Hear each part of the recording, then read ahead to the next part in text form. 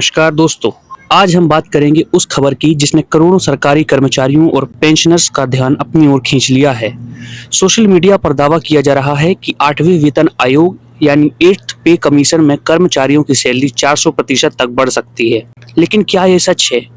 क्या वास्तव में सरकार इतनी बड़ी बढ़ोतरी करने जा रही है? और आखिर ये पे कमीशन होता क्या है?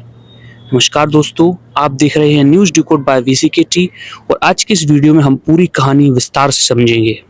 तो चलिए सबसे पहले समझते हैं कि पे कमीशन क्या होता है।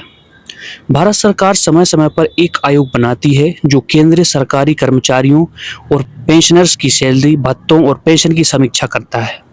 इस आयोग का काम होता है यह देखना कि महंगाई कितनी बड़ी है, देश की आर्थिक स्थिति कैसी है और सरकारी कर्मचारियों को कितना वेतन मिलना चाहिए। आमतौर पर हर 10 साल में नया पे कमीशन बनाया जाता है। अब तक भारत में 7 पे कमीशन लागू हो चुके हैं।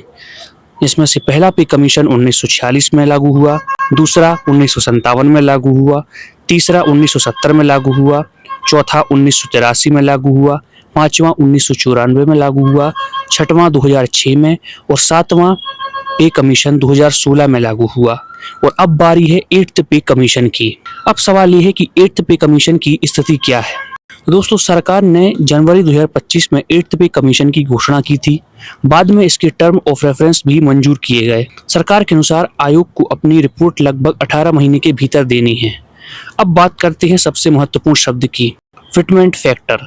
अगर आप सरकारी नौकरी में हैं तो यह शब्द आपके लिए बहुत महत्वपूर्ण है। यह वही संख्या होती है जिससे आपकी पुरानी बेसिक सैलरी को गुणा करके नई बेसिक सैलरी तय की जाती है। 7th पे कमीशन में फिटमेंट फैक्टर 2.57 था। इसी वजह से न्यूनतम बेसिक सैलरी 7,000 रुपये से बढ़कर 18,000 रुपये हो गई थी। अब 8th पे कमीशन में क्या हो सकता है? विभिन्न कर्मचारी संगठनों ने 3.0, 3.25 और कुछ मामलों में इससे भी ज्यादा फिटमेंट फैक्टर की मांग की है। अगर उदाहरण के तौर पर किसी कर्मचारी की बेसिक सैलरी 18,000 रुपये है और फिटमेंट फैक्टर 3.0 लागू होता है तो नई बेसिक सैलरी लगभग 54,000 रुपये हो सकती है। लेकिन ध्यान रहे कि यह केवल अनुमान है। अंतिम फैसला आयोग और केंद्र सरकार को लेना है। अब सबसे बड़ा सवाल, क्या 400% सैलरी बढ़ेगी?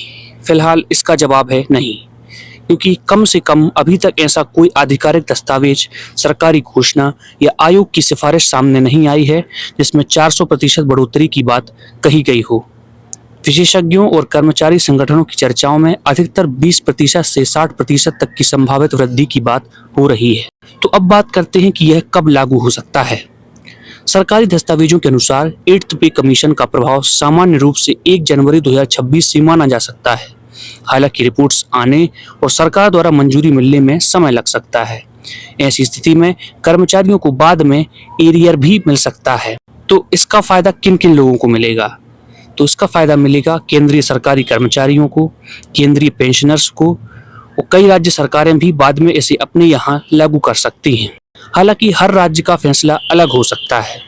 तो दोस्तों, निष्कर्ष यही है कि 8th पे कमीशन निश्चित रूप से लाखों कर्मचारियों की सैलरी और पेंशन को प्रभावित करेगा।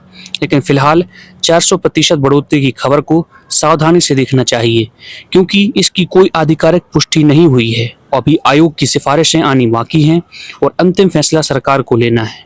अगर आपको यह जानकारी उपयोगी लगी तो वीडियो को लाइक करें, शेयर करें और हमारे channel news decode by VCKT को सब्सक्राइब करें। और यह भी बताएं कि आपके अनुसार 8th पे कमीशन में सैलरी कितनी बढ़नी चाहिए।